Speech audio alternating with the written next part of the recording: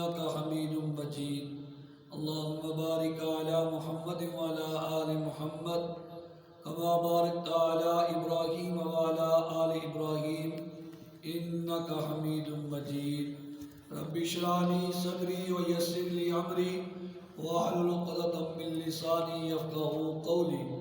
رب زدني علما رب زدني علما رب زدني علما اما بعد فاعوذ بالله السميع العليم من الشيطان الرجيم بسم الله الرحمن الرحيم يا أيها الذين آمنوا لا تلهكم أموالكم ولا أولادكم عن ذكر الله ومن يفعل ذلك فأولئك هم الخاسرون وقال النبي صلى الله عليه وسلم بين العبد وبين الكفر ترك الصلاة صدق اللہ العظیم۔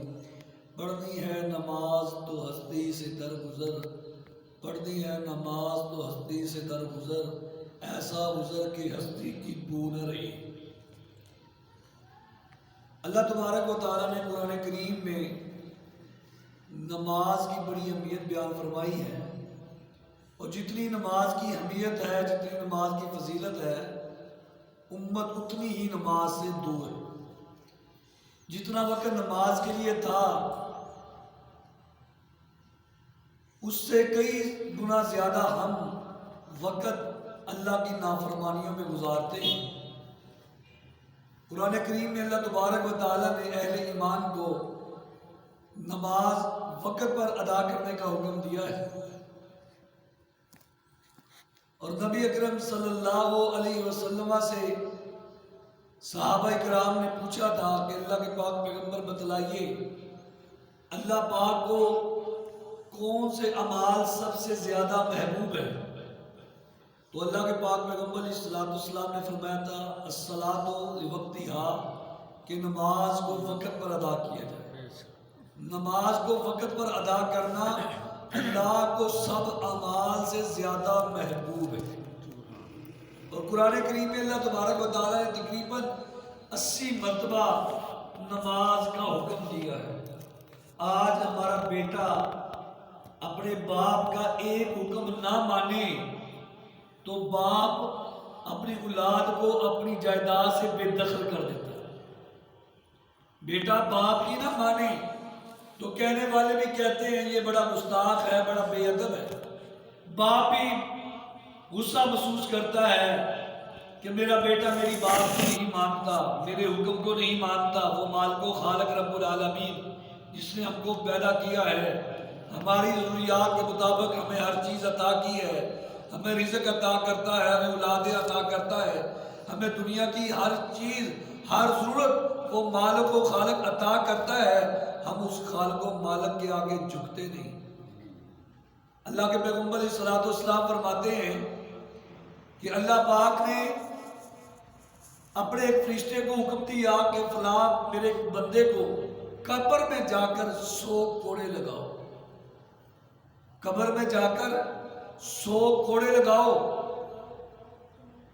اس کو 100 کوڑے لگائے گئے، وہ زاروں قطار روتا رہا، التجائے کرتا رہا، کیونکہ اللہ کا حکم تھا۔ فرشتے تو اللہ کی نافرمانی نہیں کرتے۔ اس کو جب 100 کوڑے لگے تو اس شخص نے فرشتے سے پوچھا مجھے یہ جو 100 کوڑے لگے ہیں کس بنا پہ لگے ہیں؟ کیا میرا گناہ تھا؟ کس وجہ سے مجھے یہ سزا دی گئی ہے؟ تو فرشتے نے کہا تیرے 2 گناہوں کی وجہ سے، تیری 2 غلطیوں کی وجہ سے تجھے قبر میں اللہ پاک نے 100 کوڑے لگوائے ہیں۔ پہلی وجہ بتلائی کہ تو نے زندگی میں ایک مرتبہ بغیر وضو کے نماز پڑھی۔ جو تو نماز پڑھتا نہیں اس کا کیا انجام ہوگا؟ جس نے ایک نماز زندگی میں ایسی پڑھی جو بغیر وضو کے پڑھی گئی، اور دوسرا فرمایا تیرے سامنے ایک پر ظلم ہوا، ایک انسان پر ظلم ہوا، تیرے پاس طاقت بھی تھی اس مظلوم کی مدد کرنے کی، تو نے دنیا میں رہتے ہوئے اس مظلوم کی مدد نہیں کی، اللہ تبارک و تعالیٰ نے اس لیے تجھے قبر میں 100 کوڑے لگائے۔ اس حدیث مبارکہ کو سامنے رکھیں۔ اللہ کے پیغمبر صلی اللہ علیہ وسلم نے دو باتوں کو بیان کیا ہے، ایک اللہ کے حق کے بارے میں ہے وہ نماز ہے، ایک اللہ کے بندوں کے حق کے بارے میں ہے حقوق العباد والی بات ہے۔ اگر بندہ یہ معمولی ہمارے معاشرے میں رہتے ہوئے ہمارے سامنے بڑے بڑے لوگوں کے ساتھ ظلم ہوتے ہیں، بڑی بڑی زیادتی ہوتی ہیں، بڑا بڑا لوگوں کو پریشان کیا جاتا ہے، ہم نظر انداز کر دیتے ہیں۔ اللہ تبارک و تعالیٰ نے قبر میں ابھی امتحان نہیں ہوا، اگلے معاملات نہیں ہوئے، قبر میں ہی اللہ تبارک و تعالیٰ نے اس کو سزا دی کہ تو نے ایک نماز بغیر وضو کے پڑھی ہے اور میرے بندے کے ساتھ ظلم ہو رہا تھا، اسے میرے بندے کی مدد نہیں کی۔ اور اللہ تبارک و تعالیٰ نے قرآن کریم کے اس مقام ذیشان میں فرمایا یا ایھا الذین آمنوا لا تلھکم اموالکم ولا اولادکم عن ذکر اللہ ومن یفعل ذلک فاولئک هم الخاسرون۔ اللہ تبارک و تعالیٰ فرماتے ہیں ایمان والو، نہ ہلاک کرو اپنے آپ کو، نہ اہل و عیال کو، نہ اولاد کو، عن ذکر اللہ، اللہ کے ذکر سے غافل ہو کر، یعنی اللہ تبارک و تعالیٰ فرماتے ہیں جو اللہ کے ذکر سے غافل ہوتا ہے، اس ذکر سے مراد نماز ہے۔ جو نماز سے غافل ہوتا ہے، نماز کی ادائیگی نہیں کرتا، اس نے اپنے آپ کو ہلاک کر لیا۔ جو نماز کی ادائیگی نہیں کرتا، اس نے اپنے اہل و عیال کو ہلاک کر لیا۔ جو نماز کی ادائیگی نہیں کرتا، اس نے اپنی اولاد کو ہلاک کر لیا۔ اور آگے اللہ تبارک و تعالیٰ فرماتے ہیں وَمَن يَفْعَلْ ذَلِكَ فَأُولَئِكَ هُمُ الْخَاسِرُونَ۔ جس نے ایسا کیا، نماز سے غفلت برتی، نماز میں سستی کی، نماز کو ادا نہ کیا، اللہ تبارک و تعالیٰ فرماتے ہیں وہ تو خسارہ پانے والے لوگوں میں شمار کیے جائے، گھاٹا پانے والے، نقصان پانے والے لوگوں میں ان کا شمار ہوگا جو نماز کی ادائیگی نہیں کرتے۔ اور اللہ تبارک و تعالیٰ نے قرآن کریم کے ایک مقام پر ان لوگوں کا ذکر کیا جو بے نماز تھے، انہی کی زبان سے کہلوایا کہ ہمارے جہنم میں آنے کا ذریعہ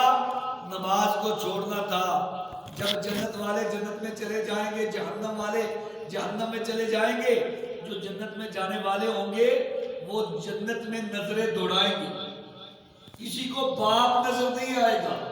کسی کو اولاد نظر نہیں آئے گی، کسی کو بیوی نظر نہیں آئے گی، کسی کو بھائی نظر نہیں آئے گا، کسی کو بہن نظر نہیں آئے گی، کسی کو عزیز و اقارب نظر نہیں آئیں گے، کسی کو رشتہ دار نظر نہیں آئیں گے۔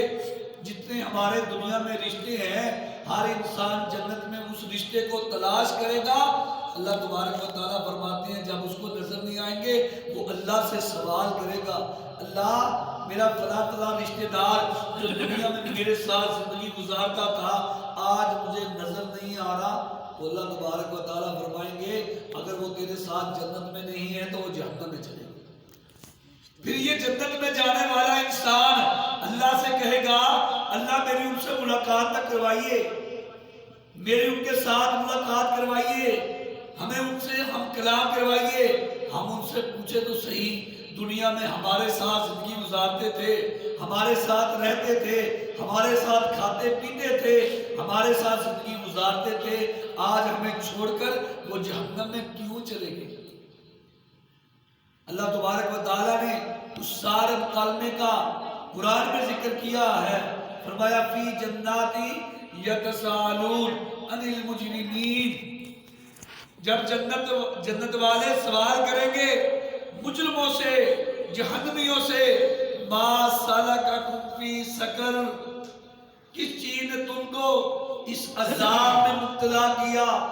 کس چیز نے تم کو اس جہنم میں ڈالا؟ وہ یہ نہیں کہیں گے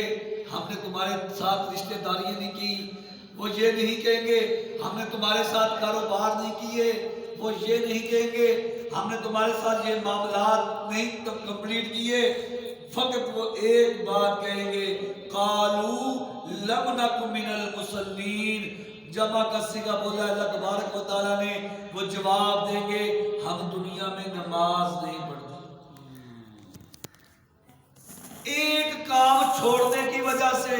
اللہ کے پیغمبر علیہ الصلوۃ والسلام فرماتے ہیں کل قیامت کے دن جو سب سے پہلا حساب و کتاب ہونا ہے، جو سب سے پہلا سوال ہونا ہے، وہ نماز کے بارے میں ہے۔ اللہ کے پیغمبر فرماتے ہیں جس شخص نے پہلے سوال کا جواب دے دیا اس کے لیے اگلے معاملات آسان کر دیے جائیں۔ بچہ جب پیپر دیتا ہے، امتحان میں بیٹھتا ہے، کوشچن پیپر دیکھتا ہے، سوالوں پہ نظریں دوڑاتا ہے، سب سے پہلے وہ پہلے سوال کو دیکھتا ہے۔ اگر وہ پہلا سوال کمپلیٹ کرتا ہے، دیگر سوالات اس کے لیے آسان اس کے لیے ہو جاتے ہیں۔ اس کو محسوس ہوتا ہے کہ میں نے پہلا سوال حل کر دیا ہے، دوسرے سوال بھی میرے لیے آسان ہیں۔ اللہ کے پیغمبر علیہ الصلوۃ والسلام فرماتے ہیں جس نے نماز والے سوالات کا جوابات دے دیے، نماز کا جواب دے دیا کہ میں نماز پڑھتا رہا تھا، نماز پڑھنے والا تھا، اللہ کے سامنے جھکنے والا تھا، اللہ کے سامنے رکوع کرنے والا تھا، اللہ کے سامنے سجدہ ریز ہونے والا تھا، وہ کامیاب ہو گیا۔ اور اللہ کا وعدہ بھی ہے، اللہ کے پیغمبر علیہ الصلوۃ والسلام فرماتے ہیں اللہ نے تم پر 5 نمازوں کو فرض کیا ہے، جو ان 5 نمازوں کو وقت پر ادا کرتا ہے، جو ان 5 نمازوں کے لیے اچھا وضو کرتا ہے، جو ان 5 نمازوں کے لیے اپنے دل و جان میں خشوع خضوع کو پیدا کرتا ہے، جو اپنی 5 نمازوں کے لیے اپنے آپ کو تیار کرتا ہے، اللہ کے پیغمبر علیہ الصلوۃ والسلام فرماتے ہیں اللہ کے لیے ان کا وعدہ پورا ہو۔ پوچھا گیا اللہ کے پیغمبر جی اللہ کا کیا وعدہ ہے؟ فرمایا اس نمازی کے لیے اللہ کا یہ وعدہ ہے اللہ پاک اس کو معاف فرما دیں گے، اس کی بخشش فرما دیں گے، اس پر رحم فرما دیں گے۔ اور آگے اللہ کے پاک پیغمبر علیہ الصلوۃ والسلام فرماتے ہیں جس نے ایسا نہ کیا، نماز کا اہتمام نہ کیا، نماز نہ پڑھی، وقت پر نماز کو ادا نہ کیا، نماز میں خشوع خضوع نہ ہوا، نماز کی باقاعدگی نہ ہوئی، تو اللہ کے پیغمبر علیہ الصلوۃ والسلام فرماتے ہیں اس شخص کے لیے اللہ بیزاری کا اعلان فرماتے ہیں، اس کے لیے اللہ کا کوئی وعدہ نہیں۔ بے شک نماز کی اہمیت کا اندازہ تو اس بات سے لگایا جا سکتا ہے کہ اللہ تبارک و تعالیٰ نے اپنے پیغمبر جناب محمد رسول اللہ صلی اللہ علیہ وسلم کو جتنے بھی حکم دیے ہیں وہ زمین پر دیے ہیں حضرت جبریل علیہ السلام کے ذریعے، جتنی بھی وحی آئی ہیں وہ زمین پر آئی ہیں، جتنے بھی اللہ کے پیغام حضرت جبریل علیہ السلام لے کر آئے ہیں وہ زمین پر آئے ہیں۔ جب نماز کا معاملہ آیا تو اللہ تبارک و تعالیٰ نے اپنے پیغمبر جناب محمد رسول اللہ صلی اللہ علیہ وسلم کو عرش بری پر بلایا، اپنے عرش پر بلا کر اللہ تبارک و تعالیٰ نے نماز کا تحفہ اپنے پیغمبر علیہ السلام کو عطا کیا۔ اتنی اہمیت کی حامل نماز ہے، ہم اتنے ہی مسلمان نماز سے دور ہیں۔ نماز کے لیے ہمارے پاس وقت نہیں، ڈیوٹی پر جانے کے لیے ہمارے پاس وقت ہے، کسی کا انتظار کرنے کے لیے ہمارے پاس وقت ہے، دیگر اپنے امور کو سر انجام دینے کے لیے ہمارے پاس وقت ہے، تو نہیں وقت ہمارے لیے، ہمارے پاس نماز کا وقت نہیں۔ اسی لیے تو موجودہ دور میں ہر انسان کہتا ہے کہ میں ٹینشن کا مریض بن چکا ہوں، ہر انسان کہتا ہے میں پریشان ہوں، مال و دولت کی فراوانی ہے، شہرت کی فراوانی ہے، روپے پیسہ وافر مقدار میں موجود ہے، لیکن پھر بھی پریشان ہے، پھر بھی غموں میں ڈوبا ہوا ہے۔ سبب کیا ہے کہ وہ نماز کی طرف نہیں آتا۔ اللہ کے پیغمبر علیہ السلام کی زندگی کو اٹھا کر دیکھیے،